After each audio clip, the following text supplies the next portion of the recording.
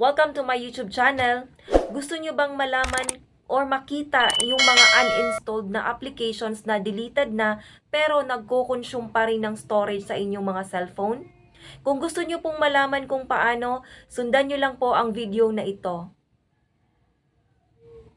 Punta lang po tayo sa ating mga Google Play Store at i-open po natin ito. Click po natin ang profile natin sa itaas. Click po natin ang Manage Apps and Devices. Click Manage. Click this device. Click Not Installed. Dito nyo po makikita lahat ng uninstalled apps na deleted na sa inyo. Pero kapag chinek mo dito, makikitang hindi pa talaga sila totally deleted.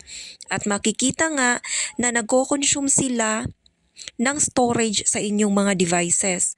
Kaya naman, para guminhawa ang inyong mga cellphone o mas lalong tumaas ang storage ng inyong mga cellphone, ay i-click ninyo ang box sa gilid para tuluyan na siyang ma-delete. At pagkatapos niyan ay pindutin ninyo ang box sa itaas para forever na talaga siyang ma-remove sa inyong mga cellphone.